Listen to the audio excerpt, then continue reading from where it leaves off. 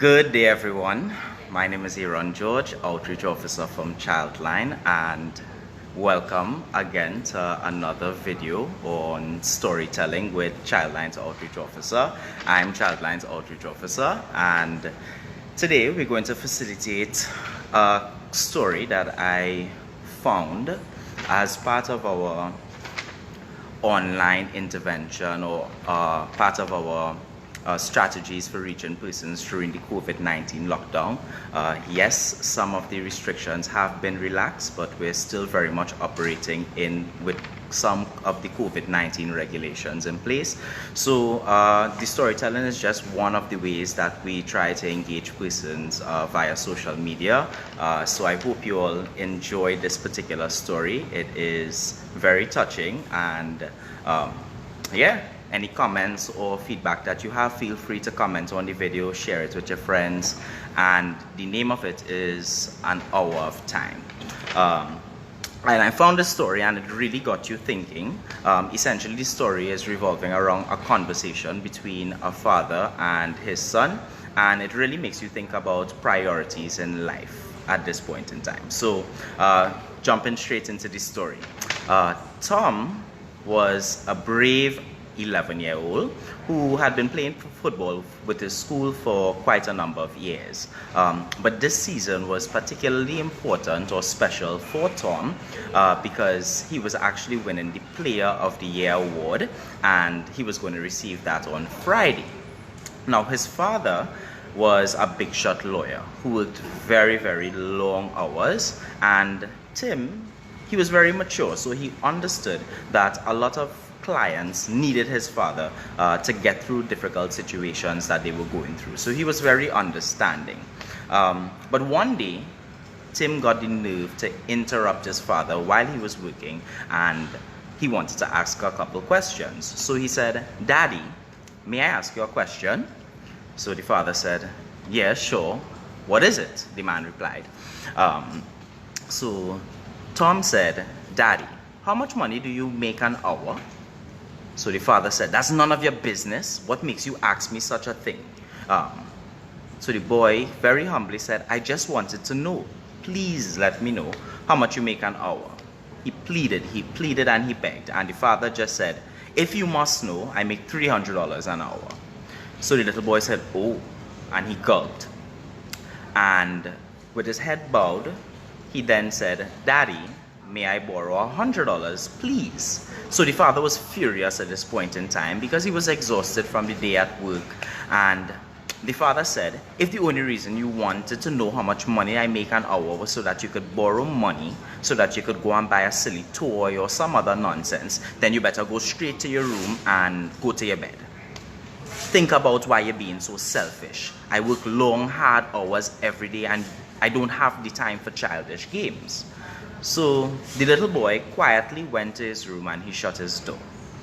The man sat and stared, and he started to think about it a little bit more, the question that his son asked, and he got even more upset about the little boy's questioning. How dare you ask me all these questions about the money that I make? But after an hour or so, the man started to calm down, and he said, "You know what, maybe I was a little too hard on my son, so maybe there was something that he really needed to buy with the $100, and he really didn't ask for money often." So the man went to the door of the little boy's room, and he pushed it open, and he asked the question, "Son, are you asleep?" So the boy said, "No, Daddy, I'm awake." So the father entered the room and said, "I've been thinking, maybe I was just a little too hard on you earlier on. And it's been a long day, and I may have taken out some of my aggravation on you. But here's the $100 that you asked for." So the little boy sat up straight, and he was extremely happy. He was beaming with light, and he said, "Oh, thank you, Daddy, thank you, Daddy, thank you, Daddy." But he then reached under his pillow, and he pulled out some more crumpled up bills. And the man, seeing that the boy already had money, started to get more angry. So the little boy slowly counted out his money, and then he looked up to the man, and the father asked, why did you want more money if you already had some? You know, he's grumbling and saying, what you want my money for? You already have money. And the boy said, because I didn't have enough, but now I do. So the father was a little confused, and then the daddy said, Daddy, the boy said to the father, Daddy, I know that your time is really worth a lot, and if it's possible, with the $200 that I have saved already, with the 100, I'd be able to pay you to come to my award ceremony on Friday. And when the boy's father heard that, it hit him like a punch to the chest. And he realized that in that moment, his son needed him more than any of his clients needed him. And that's practically the end of the story. But what's the moral of the story, even though it's so short and it's so brief? It is just a short reminder for all of us who are working day in and day out that we should not let time slip through our fingers, especially without having an opportunity to spend it with the ones who matter to us the most.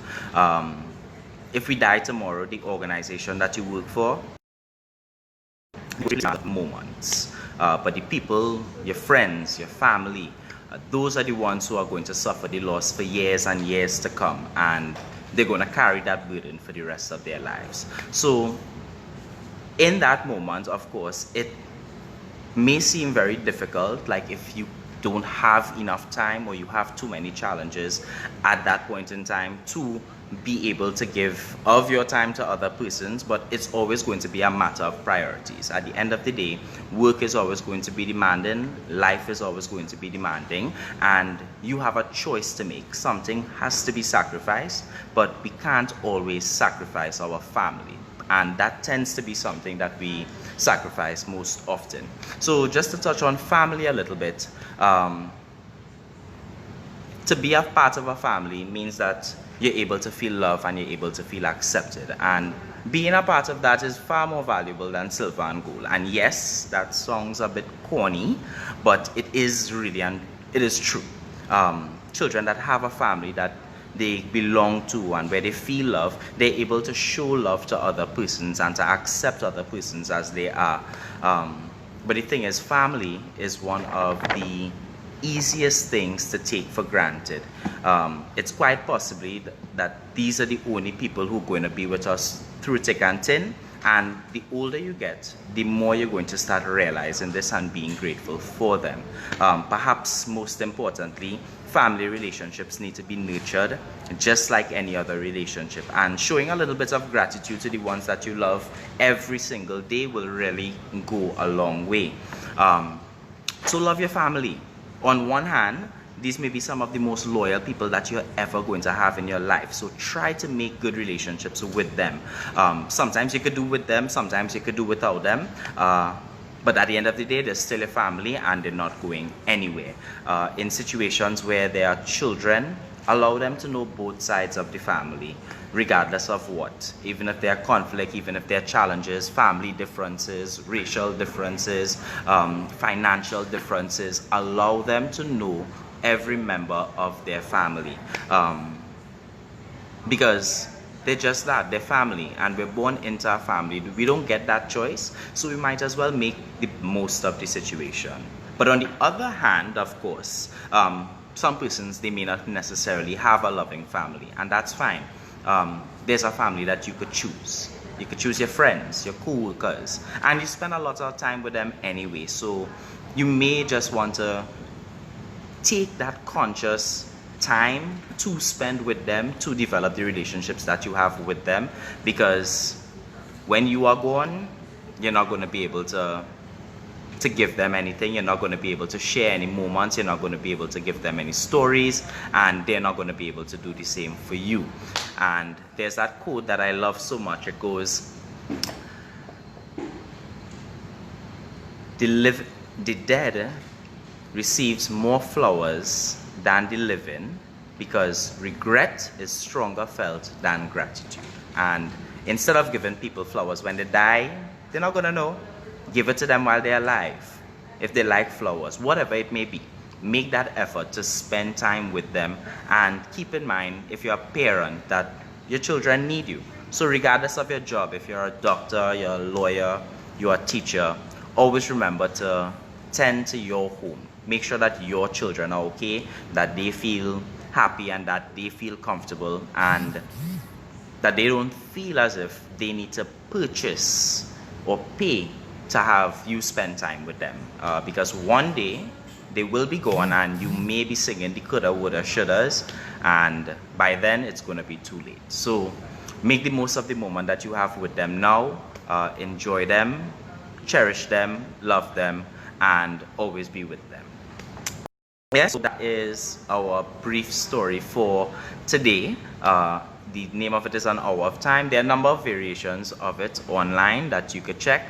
I kind of did up my own little twist to it, but you're free to go online, check out the stories, and of course we will have videos posted to our social media platforms and our YouTube channel.